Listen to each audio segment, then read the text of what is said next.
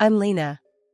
My world used to be pretty decent, with my mom, Jane, being the cool optometrist in town and my dad, Richard, playing the hotshot plastic surgeon. Our house was always buzzing, either with mom's gentle guidance or dad's big tales of making people beautiful. Lena, pass those files, will ya? Mom would call out during her sessions at home. I loved being her sidekick, feeling kinda important in our little clinic world. Dad was another story. He'd breeze in, all charm and stories about his latest masterpiece surgeries. You know, beauty ain't just about what you see. Mom would hit back, trying to teach me something deeper. I didn't get all their jabs at each other, but I felt the chill in the air. Our dinners were a mix of medicine talk and Dad's bragging, till he started coming home late, the air thick with unsaid stuff. Late work again? Mom would dig, her voice sharp. Someone's gotta do the real work around here, Jane. Dad snapped one evening, colder than ever. Mom's face would tighten, but she kept her words locked up. Then, the storm hit. Dad had been messing around with his much younger assistant. The day he decided to bail, he packed up like he was just heading off to another conference, not leaving his whole life behind. Richard, how can you just walk out on us? Mom tried to fight, her voice all shaky. It's not you, it's me. Look after your mom, Lena, he said, barely glancing my way. His advice felt like a slap. Wasn't he supposed to be the one looking after us? What followed was a nightmare. Mom dove headfirst into a depression so bad, it felt like she'd vanished. We had to ditch our home for a cramped apartment, all cause Dad decided he wanted the house for himself and his new chick. Why's he doing this, Mom? I couldn't wrap my head around the mess. People change, Lena. Or maybe they just show their true colors. We'll get through, she whispered, but it was like talking to a ghost. She was out of it, barely holding on. We were sinking fast, and then came my grandparents, throwing us a lifeline with all the love and backup we needed. Your mom's stronger than she knows, Lena. We'll help her back on her feet, Grandpa would say, him and Grandma standing like two pillars by our side. They never trash-talked Dad, but the lesson was clear, family's what you have when the world turns its back. Then came the final blow. Dad wanted the house, all for himself and his new family. Mom was too beaten down to fight, nearly letting him have it all. But then, my grandparents stepped in, guns blazing. They hired a lawyer who fought tooth and nail, managing to claw back half the house's value. That house got sold, and with that money, Mom could afford a small apartment for us. Life took a nosedive after Dad bolted. Mom, once vibrant and full of life, became a shell of herself. Our new digs? A cramped apartment that felt more like a box than a home. The shift from our comfortable life to this was like night to day, and not in a good way. Mom's clinic work dried up. She'd stare at the phone as if willing it to ring, but it sat silent, a mocking reminder of how far we'd fallen. The days she managed to drag herself to the clinic were victories, but they were few and far between. Lena, breakfast. She'd call out on her good days, her voice lacking its usual warmth. I knew those days. It meant she was trying, for me. I'd shuffle into the kitchen, finding her staring out the window, coffee untouched. You okay, Mom? I'd ask, even though I knew the answer. I'm fine, honey. Just tired.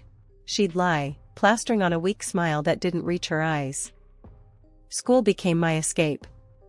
It was there I could pretend everything was normal, that my family wasn't crumbling. But kids talk, and it wasn't long before whispers of my dad's affair and our fall from grace reached my ears.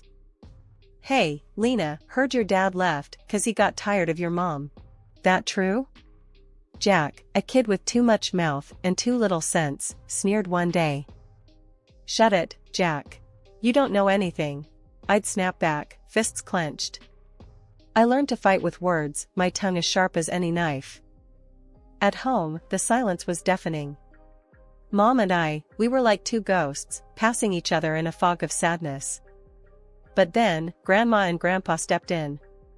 They were our rock, refusing to let us sink further. Jane, you can't let this beat you. "You're stronger than this," Grandpa would say, his voice firm yet filled with concern. "I know, Dad. It's just hard," Mom would respond, her voice a whisper, her spirit broken. "Hard? Life's always hard. It's about getting up, dusting yourself off, and going again. Lena needs you," Grandma would chime in, no nonsense as ever. Their visits brought light into our dim world. They helped with bills, groceries, and most of all, they brought hope. Hope that things could get better, that we weren't alone. "Lena, why don't you help me with this?" Grandma would say, handing me a recipe. Cooking became our therapy, a way to bridge the gap the silence had created. I watched Mom slowly, ever so slowly, start to come back to life. She began seeing patients again, her clinic's phone starting to ring with life. It was a slow climb, but we were making it, step by step. "You think you can handle school and helping me at the clinic?" Mom asked one day, her eyes holding a spark I hadn't seen in ages. "Yeah, Mom, I can. Let's do this," I said, my voice more confident than I felt. But I was ready to fight, ready to help us move forward. The struggles were real, but they made us stronger. The betrayal, the hurt, it was all part of our story, but it wasn't the end. It was just a chapter, one that taught us about resilience, about fighting back when life knocks you down. Then my grandparents died quietly one after the other. They left us a legacy, a bittersweet gift that propelled us into a new chapter. With it, Mom found the strength to open her own ophthalmology clinic. It was a fresh start, a chance to rebuild from the ashes of our past. "I'm thinking of naming it Visionary Futures," Mom announced one evening, her eyes shining with a mix of excitement and nervousness. "Sounds like a superhero base, not an eye clinic," I joked, trying to lighten the mood. Mom chuckled, shaking her head. "Maybe so, but it's about looking ahead, Lena. We're moving forward, not looking back." I helped set up the clinic, painting walls, assembling furniture, and sorting through endless boxes of medical supplies. It was hard work, but there was a sense of hope and purpose in the air that had been missing for too long. "Lena, can you help me with this?" Mom called out from the reception area. I walked over to find her struggling with the computer system we'd installed. "Let me try," I said, taking over the keyboard. "You know, for a tech-savvy generation, I'm pretty useless at this stuff." "You're doing better than me." "I still miss paper records," Mom replied with a sigh. The clinic slowly started to take shape, becoming more than just a building. It became a symbol of our resilience. We were both learning and growing, finding our footing in this new reality. Opening day arrived faster than we anticipated. Mom was a bundle of nerves, double-checking everything and pacing the floor of the clinic. "What if no one shows up? What if we fail?" she whispered to me, her usual confidence wavering. "We won't," I said firmly, more to reassure myself than her. "You're the best eye doc in town. People will come." And come they did. The clinic was busier than we ever imagined, with patients praising Mom's expertise and the warm, welcoming environment we'd created. It felt like we were finally turning a page, leaving the shadow of Dad's betrayal behind us. In the midst of all this, I started to find my own place in the clinic. I wasn't just the daughter of the owner, I was a part of the team, helping patients and learning more about ophthalmology than I ever thought possible. "Lena, you have a real knack for this," Mom said one day, watching me interact with a particularly difficult patient. "Have you ever thought about going into medicine yourself?" I shrugged, unsure. The thought had crossed my mind, but it felt like a huge step. "Maybe. I like helping people, and working here has been eye-opening, no pun intended." Mom laughed, pulling me into a hug. "Whatever you decide, I'm proud of you. We've come a long way, haven't we?" "Yeah, we have," I agreed, looking around the busy clinic. "We really have." As days turned into weeks, and weeks into months, the clinic thrived. We were no longer just surviving, we were living. It wasn't always easy, and the shadow of the past sometimes loomed over us, but we faced each challenge together, stronger and more united than ever. After high school, I had this crossroads moment, you know? Mom sat me down one evening, her clinic files spread out like a sea around us. Lena, she started, that serious tone in her voice that always made me listen up. Have you given any thought to becoming an optometrist? You've got the brains and the heart for it. Honestly, I had tossed the idea around in my mind, playing with it like a puzzle piece, trying to find where it fit in my future. Yeah, I've thought about it, Mom. It's just big, you know? Following in your footsteps. She smiled, that warm, reassuring smile that could light up our cramped living room. Big, yes, but not impossible. You've been my right hand here since you could barely reach the counter. You've got this, Lena. So, I took the leap. I enrolled in medical college, diving headfirst into the world of medicine. Those years were a blur of textbooks, late-night study sessions, and more coffee than I care to admit.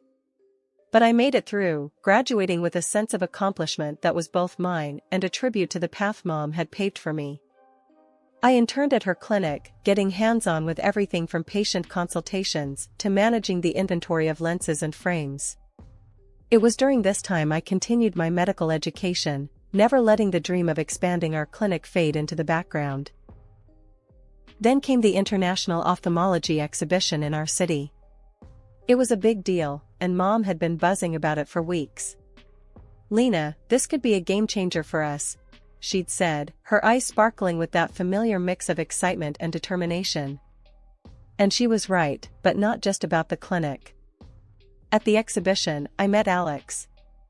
He was there representing a major pharmaceutical company, and from the moment I saw him, it felt like someone had punched the air out of me. He had this easy charm, a smile that felt like it was just for me, and eyes that listened. We got to talking, first about the boring stuff, supply contracts, new drugs on the market, the usual. But then, the conversation drifted. He asked about my work at the clinic, about what it was like growing up in a family so dedicated to healthcare. You really love it, huh? The clinic, I mean, he said, leaning in, genuinely interested. Yeah, I do.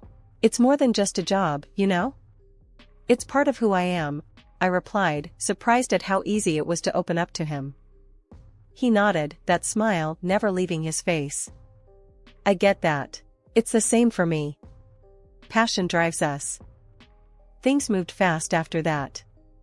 Alex started showing up at the clinic, under the pretense of official pharmaceutical business, but we both knew it was more. He'd bring coffee, we'd steal moments between patients to chat, and before I knew it, I was falling hard. One day, after the clinic had closed and we were alone, he turned to me, took my hands in his, and said, Lena, I've never been more sure of anything in my life. I love you. My heart raced, my stomach did somersaults, and all I could manage was a whispered, I love you, too. He smiled, that now familiar smile that promised so much more. Then, Lena, will you marry me? It was sudden, but then, the best things in life usually are. Yes, I said, no hesitation. Yes, I will. The excitement of the engagement consumed us. We dove into wedding planning, our days filled with talk of dates, venues, and dresses. Life at the clinic was usually a calm sea, the kind you'd want after a storm's passed. That day, though, it felt like the storm decided to make a U-turn. I was sitting behind the reception desk, scrolling through wedding dresses on the clinic's computer, dreaming, planning. That's when the door banged open, like trouble decided to walk in on two legs, dressed in expensive clothes that screamed louder than their voices. The couple, a man and a woman, strolled in like they owned the place, eyeballing everything with a mix of disdain and superiority. The man, about 60, with an air that he breathed better air than the rest of us, was the first to break the silence. Hey, we need to see the doc, pronto. Got no appointment, but tell her it's urgent. He barked, his voice grating against my already fraying patience. I plastered on my professional smile, the one Mom taught me for just such occasions. I'm sorry, but we're fully booked for the next 2 weeks. I can take your number and call you if there's a cancellation? His reaction was like I slapped him with the schedule. What? You can't squeeze in a real doctor? Do you even know who I am? Before I could muster a response that wouldn't get me fired, his gaze landed on my computer screen. The smirk that crawled up his face was enough to make my skin crawl. Looking at wedding dresses on the job? And look at you, thinking someone would marry that? I felt my cheeks burn, not from embarrassment but pure, boiling anger. Excuse me, but my personal time is none of your business. Now, if you don't have an appointment, I must ask you to leave. His laughter was like sandpaper to my ears. This is how you treat people here? No wonder this place looks like a dump. And you, girl, ever thought of visiting a plastic surgeon? That nose and those lips could use some work. I was about to launch myself over the desk and show him exactly what this girl could do when Mom came out. Her timing was always either perfect or disastrous, depending on how you looked at it. Her eyes widened in shock. Richard? The atmosphere turned electric. Richard, the illustrious father who'd taken a hike from our lives, looked like he'd just swallowed a bug. And who might you be? His voice was laced with feigned ignorance, but the venom was palpable. Mom's backbone turned to steel. The mother of the girl you've just insulted, she shot back, her tone slicing through the tension like a scalpel. His companion, a walking advertisement for plastic perfection, piped up. Let's go, honey. This place isn't worth our time.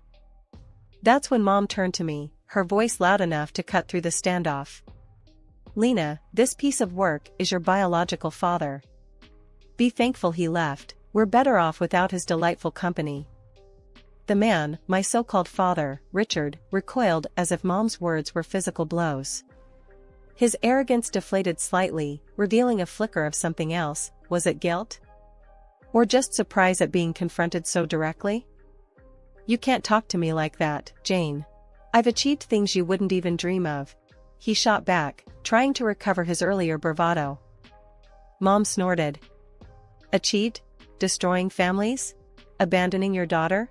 If those are achievements, then yes, you're quite successful. The room felt too small for the growing tension.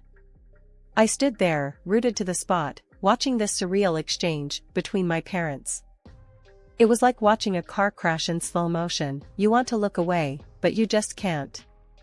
Just when I thought the drama couldn't crank up any higher, Dad brushed off Mom's words like they were just pesky flies and doubled down.